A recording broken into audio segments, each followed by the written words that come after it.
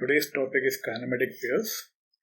In the last class, we discussed about the machine, we defined the machine, we defined mechanism, then we discussed about the rigid body and the resistant bodies, then we defined the links, we saw the classification of the links. So today let's discuss kinematic pairs. The links of a mechanism must be connected together in some manner in order to transmit motion from the driver or the input link to the follower or the output link. So yesterday we saw this example of piston cylinder arrangement in which the to and fro or the reciprocating motion of the piston inside the cylinder is converted to the rotary motion of the crank, right? So this piston cylinder is basically the driver and the crank is the follower. The similar arrangement is shown here in the line diagram. The motion of the link 1, that is the crank, is transferred through the connecting rod to the slider, which is sliding against this fixed link 4. And here also this cylinder is the fixed link. So in order to do this, all these individual parts, the cylinder, the piston, the connecting rod and the crank should be connected with each other, right? We want to transmit the to and fro motion of the piston to the rotary motion of the crank so that we can move a vehicle. So piston should be connected to the connecting rod and the connecting rod in turn is connected with the crank.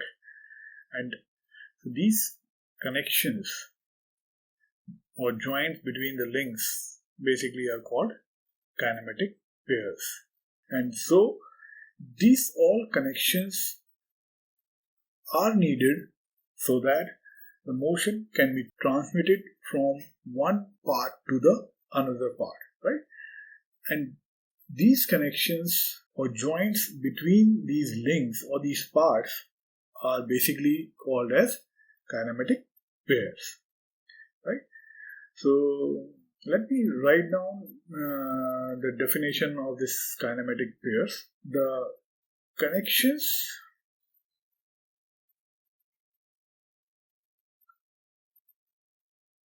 or joints between the links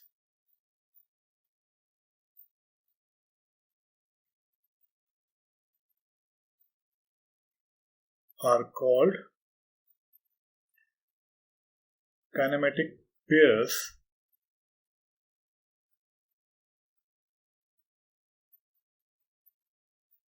or just pairs.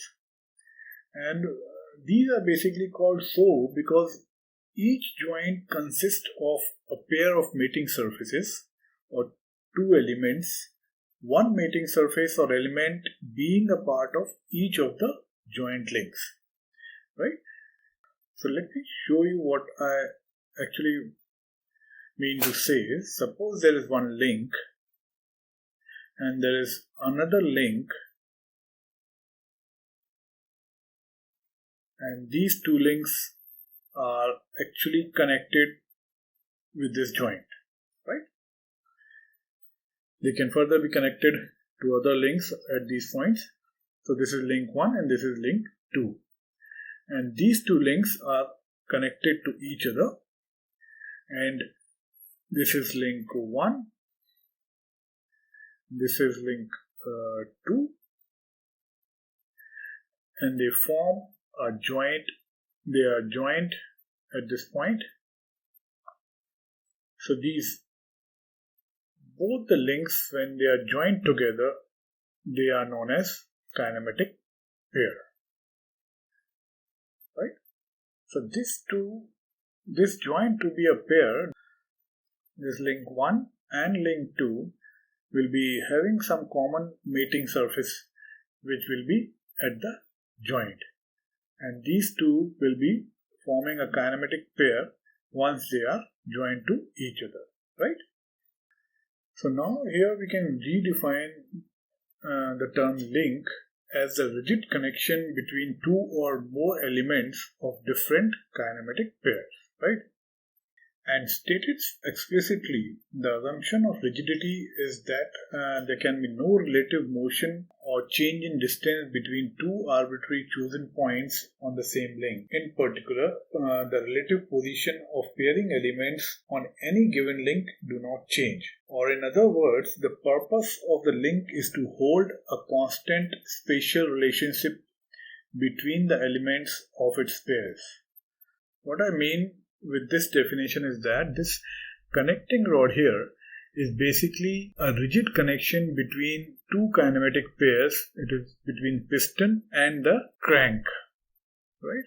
So there is a pair 3-4 and there is a kinematic pair 1-4, and this connecting rod is a rigid connection between these two kinematic pairs, right? So this is what was meant by that definition of link, right? And as a result of the assumption of rigidity, many of the intricate details of the actual part shapes are unimportant when studying kinematics of machines or mechanisms. For this reason, it is common practice to draw highly simplified schematic diagrams which contain important features of the shape of each link, such as the relative location of the pair elements, but which completely subdue the real geometry of the manufactured parts, right? So, similarly, you might have seen in the line diagram of the slider crank mechanism, where we represented the crank and the connecting rod just by a simple line, right?